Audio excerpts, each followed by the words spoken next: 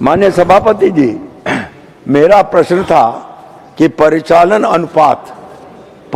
अनुपात से वित्तीय मापदंड का पता लगता है रेलवे का। 2024-25 को मेरी जानकारी के मुताबिक 98.22% अनुमानित, जिसका अर्थ परिचालन का खर्च। तो ये अनुपात जितना कम होगा रेलवे के लिए उतना बेहतर माना जाएगा। मैं माननीय मंत्री से ये जानना चाहता हूं कि ये परिचालन अनुपात इतना अधिक होने के क्या कारण है और इसमें सरकार ने पिछले कुछ वर्षों में क्या प्रयत्न किए हैं और भविष्य में क्या प्रयत्न करेंगे। साथ ही साथ रेलवे का बेरोजगारी दूर करने में या लोगों को नौकरी देने के मामले में क्या परिस्थिति है, मैं माननीय मंत्री से आपके माध्यम से जानना चाहता हूं। हमारे वरिष्ठ सांसद और हम सबके बहुत ही रिस्पेक्टेड डॉक्टर लक्ष्मीकांत वाजपेयी जी ने बहुत ही इम्पोर्टेंट क्वेश्चन पूछा है, बहुत ही महत्वपूर्ण प्रश्न पूछा है कि रेलवे की फाइनेंशियल पोजीशन कैसी है। मैं आपके माध्यम से माननीय सांसद जी को बताना चाहूँगा कि जो पिछले 10 वर्षों में बहुत ही कंसर्टेड तरीके से जो एफर्ट्स हुए हैं, और माननीय श्री पीयूष गोयल जी यहाँ पे बैठे हैं, जितना आपने एक बहुत ही सिस्टमेटिक तरीके से रेलवे का फ्रेट को बढ़ाना, पैसेंजर का रेवेन्यू बढ़ाना, कॉस्ट पे कंट्रोल लाना, तो इस तरह से माननीय प्रधानमंत्री जी के नेतृत्व में इन 10 वर्षों में रेलवे की फाइनेंशियल हेल्थ में बहुत सुधार आया है। ओवरऑल अगर हम सिचुएशन देखें, रेलवे के करीब स्टाफ की कॉस्ट है 1,18,000 करोड़ के आसपास की टोटल स्टाफ की कॉस्ट है। पेंशनर्स करीब 18 लाख पेंशनर्स हैं, 12 लाख के आसपास करीब एम्प्लॉयज़ हैं और 18 लाख के आसपास पेंशनर्स हैं। पेंशन की कॉस्ट करीब 65,000 करोड़ है, 65,000 करोड़ है। एनर्जी की कॉस्ट करीब 32,000 करोड़ है और फाइनेंसिंग की कॉस्ट करीब 23,000 करोड़ है। ये जो बड़े खर्चे हैं, 8,000 करोड़ के आसपास मेंटेनेंस की कॉस्ट है। ओवरऑल करीब 2,74,000 करोड़ की टोटल कॉस्ट आती है। अभी जिस तरह के स्टेप्स माननीय पीयूष जी ने लिए थे, उनसे पहले माननीय सुरेश प्रभु जी ने लिए थे, और इन 10-12 इन पूरे दशक में जो स्टेप्स लिए गए, उसके कारण रेलवे अपना सारा खर्चा मीट करके एक छोटा सा सरप्लस अभी बना पा रही है।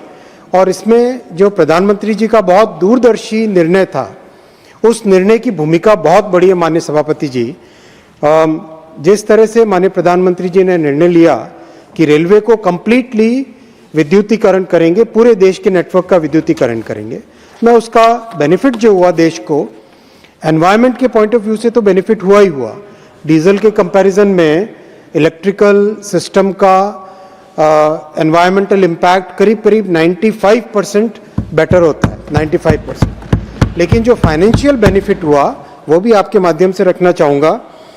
एनर्जी की कॉस्ट, एनर्जी में डीजल और इलेक्ट्रिकल एनर्जी दोनों मिला के जो कॉस्ट आती है, वो 4 साल पहले करीब 37,000 करोड़ थी, 37,841 करोड़। वो कम होके अब 32,000 करोड़ रह गई है, 32,400 करोड़, जबकि ट्रैफिक करीब 400 मिलियन टन अधिक हुआ है।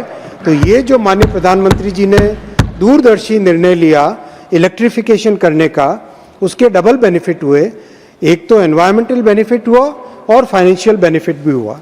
दूसरा जो प्रश्न माननीय सांसद जी ने पूछा एम्प्लॉयमेंट और इसके संबंध में, मैं मान्यवर सांसद जी को आपके माध्यम से बताना चाहूँगा कि 2014 से 24 के बीच में करीब 5,04,000 लोगों को रोजगार दिया गया, और माननीय प्रधानमंत्री जी की इस तीसरी टर्म में करीब 1.5 लाख लोगों का रोजगार का काम लगातार चल रहा है, और उसमें बहुत अच्छी प्रोग्रेस है। मान्यवर सभापति महोदय, असिस्टेंट लोको पायलट की 18,000 वैकेंसी का प्रोसेस कंप्लीट हो गया है, पायलट सभी ज्वाइन कर रहे हैं। आरपीएफ सब इंस्पेक्टर्स 450 कंप्लीट हो गया, अपॉइंटमेंट लेटर जा रहे हैं।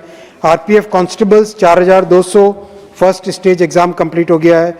टेक्नीशियंस 14,300 का कंप्लीट हुआ।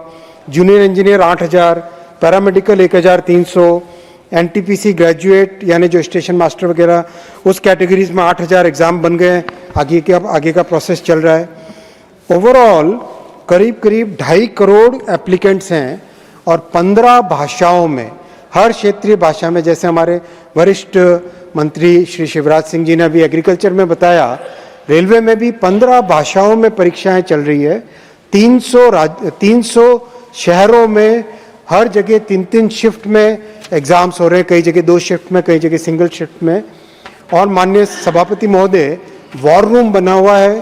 कोई भी एग्जाम सेंटर से छोटी कंप्लेंट भी अगर आती है तो उस पर तुरंत एक्शन लिया जाता है, क्योंकि हमारे युवाओं की जो एस्पिरेशन है कि रेलवे के साथ जुड़ें, उसमें एकदम ट्रांसपेरेंसी के साथ, एकदम पारदर्शिता के साथ माननीय प्रधानमंत्री जी ने जो फाउंडेशन रखी है, जो मार्गदर्शन दिया है, उसी के माध्यम से करीब करीब 1.5 लाख लोगों को और रोजगार दिया जा रहा है।